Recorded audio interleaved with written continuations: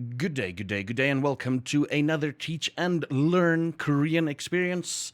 Teach and Learn in Korea and everything. Well, like I said, we are in the section where I have most of the experiences and events is going to do with scholars and stuff outside of talk, but it still ties into talk because I've realized like the purpose of these videos is a massive thank you letter to the people at Teach and Learn in Korea. This is essentially my way of uploading a crap ton of experiences, and in that way, sort of saying thanks to talk. Again, like if you haven't seen any of these, this is mostly unscripted. There's gonna be names that I mention. There's gonna be like instances where I say I have a crush on them. It's no biggie. It's just a freaking crush. It passes and everything. So don't think that I'm doing these videos to try and get with anyone. Last night I was lying in bed. And I was thinking, like, crap, people might think I'm trying to get with people through these videos, and I'm not. I'm just talking about my experiences and what I felt at that stage. And there's a lot of photos and stuff on Facebook, on my Facebook and everything, that reminds me of those feelings. And I'm like, you know what? I accept it. I acknowledge it. And that is where we're going. So in the previous video, I told you I was going to tell you, I said that I was going to tell you about my first, it's about 2 months in Gochang. Just prepare yourself. This is not going to be. It's my most difficult time in Korea. Like, the first 2 months was my most difficult times in Korea. At the end of those 2 months, like basically after we got all our money back, that's when I started like breathing, sigh of relief and everything. So I went to Korea with about $1,000 in my bank account.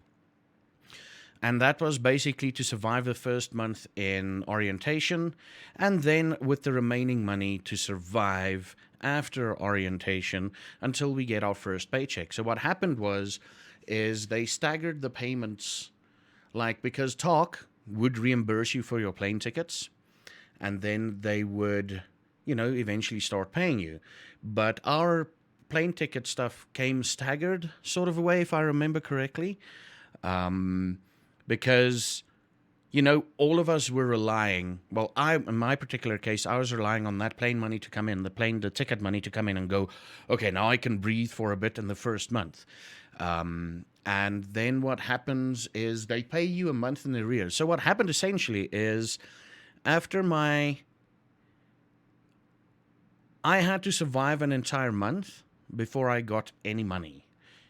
And I think I had something like, in American dollar terms, I think I had something like $500 to survive an entire month, which is no biggie. But at the end of the month, there's about $75 because there's about let's say about 70 odd, 60 odd dollars that goes into heating in my apartment, I didn't use it as much. Like, let me tell you, like, at the end of the month, like, with everything included, like, I had bus fares to pay, which was quite a lot, which was what? I think it was $5 a day, right? So 5 days a week, that's $25 odd, 15, 25, yeah, that's $25 odd a week that I had to use just on bus fares. So that's about, from $500, we dropped down to $400. Now, I also smoked. Luckily, at that stage, it was $2.50 every 2 days for me, so it's not too bad. It wasn't too bad. And I didn't drink at all in my first month. I didn't go out and go to a bar and drink at all.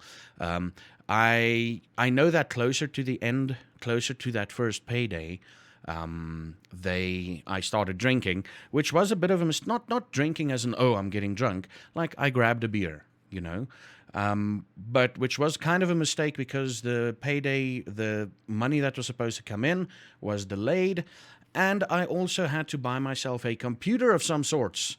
So I bought myself a crappy laptop, which was quite expensive in Korea, just so that I can sit at home and do, Skype with my parents, not necessarily have to go to the PC bunk to enjoy gaming.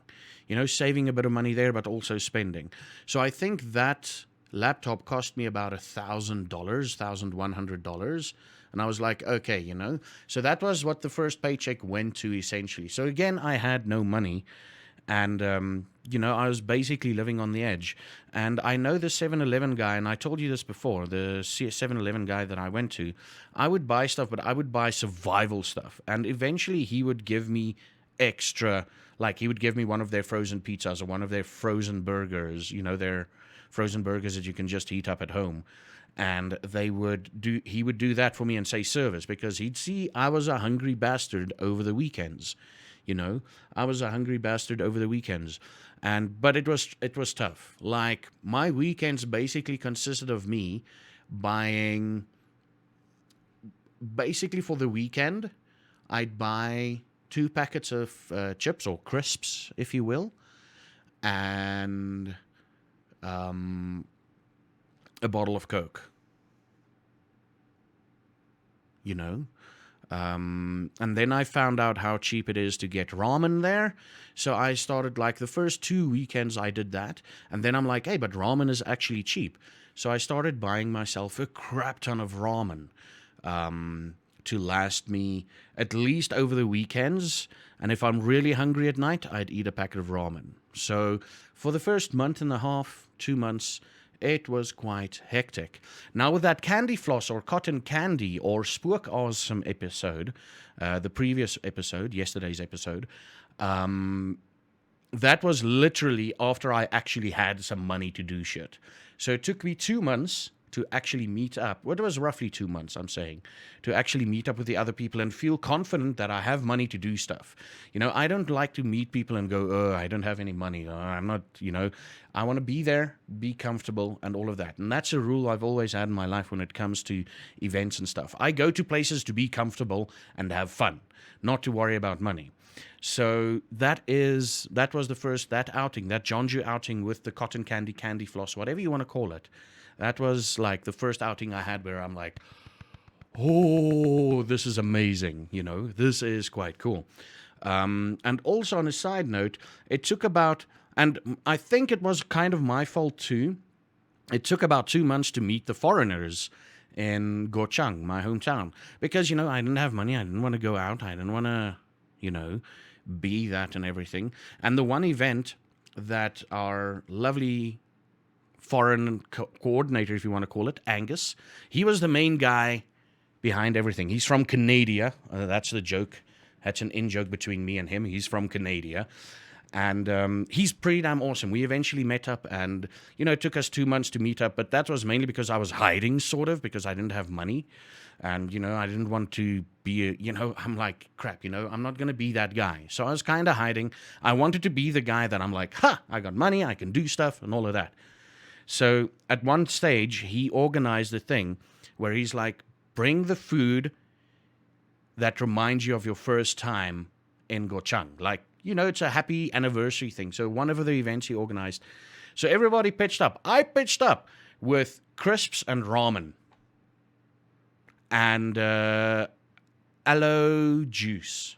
That's what I pitched up with. I told him, this is literally what I lived off of the first month. And he looked at me and he's like, dude, you should have met. If we met earlier, I would have given you food. I'm like, no, that's a thing. That's a thing. So my first food-wise, and that's why I was so skinny on that cotton candy photo, my first month and a half, maybe 2 months, was basically me surviving, eating as little as possible, trying to just get through the night, go to bed. Like, I'd go to bed earlier some nights, and this is sad, I know, but I'd go to bed earlier some nights just to sleep the hunger pangs away. And I would purposefully sleep in as close to, like, I'd wake up, and I'd wake up and go to the restaurant below, and they would give me free coffee. So I'd wake up, go to the restaurant below, grab like a tiny cup of coffee, smoke a cigarette, go up, get ready for school, go to the bus, and like I'd literally cut it close a couple of times just to get at school during lunchtime, and I would enjoy that food. That was tough, but that was also part of life. That was also part of growing up and learning to cope with stuff in Korea. Like I told myself if I could just get to that point where I could eat every night and not worry about food or money, then the worst survival aspect part of Korea would be behind me. And I mean, in those first 2 months, I had a lot of fun. You know, I met awesome people. I met my students. I met my co teachers, you know, but it was that whole thing of me putting up a front, you know. And also, what you guys didn't know, now that I think of it, I borrowed money from a friend. So the moment I got my first paycheck, a lot of the money went to a friend so that I could actually, like, okay, I've covered him, you know, I've given him his money back.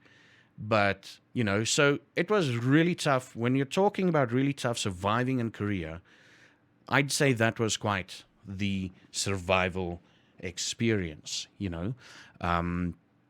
But like I said, I survived it, and I came out on the other side a better person, which was freaking amazing. Sorry, I'm looking at my photos here that I want to think about making in the next video. So I came out there a better person. But like I said, my first month, dude, like okay, so this is how I could survive the first month mostly. The first month and a half in Gochang mostly. Maybe two, you know, first month and 25 odd days is in the past. I had a massive depressive episode back in 2008, right? And for weeks on end, or not weeks, but for days on end, I would literally survive on a packet of crisps, a crap ton of coffee, and cigarettes. You know, I knew how to survive just to get the basic sustenance in me. And the good news is, after this, I kind of lived like a king. You'll see in future photos of me. And when I start talking about random TaLK people, and when I go into detail about Gochang and their people and their foreigners, in random photos of me that I show, you'll see that I've gained some weight. You know, because that's a good thing. Survived that first couple of days, and the rest of Korea was amazing. And like I said, it was stressful, but it was fun and exciting. And it helped me grow as a person. And believe it or not, I'm still trying to figure out what it helped me grow. It helped me learn perseverance skills, not perseverance, something. It was a positive influence, whatever it is. I'll probably eventually get to it. Remember, most of these videos, all of these videos are ad-lib. There's no script that I'm going with. I'm just talking. I'm just verbal diarrheaing. But yeah, that is about it. That was my first 2 months of surviving in South Korea in Gochang. I think the next video we're going to focus on the people that I've met in Gochang, the foreigners, the people that I've met. Some of them there's good stories, some of them lesser good stories, but this is just my way of getting everything out there. And again, as I said, my love letter or my love videos, that sounds weirder in my head, but my love letter to TaLK and everybody that I've met. If I've missed anyone, there's a couple of things, just a quick thing, and this is going to wrap it up. If I don't talk about you don't, there's a couple of reasons why I won't talk about people, is because they're in photos with me and I can't really get their faces out, you know? So I don't want to show their faces. I'll mention their first names. I don't want to show their faces because in most photos we're together. It's like, that is kind of difficult. But I will talk about things. I'll talk about my first convention I went to eventually. But yeah, let's just cut the video there. I'll see you in the next one. I will be talking more about Gochang and their residents and how Gochang grew over the 2 years that I've been there, i.e. buildings that was built that, you know, wasn't there in the beginning and all of that, and maybe just have a good reminiscing time. And yeah, thank you everybody for watching this video, and I will see you in the next one. Remember to hit like and subscribe, comment on the video, get some action going. Even hit that dislike button if you don't like this. And I will see you in the next one. Have a good one.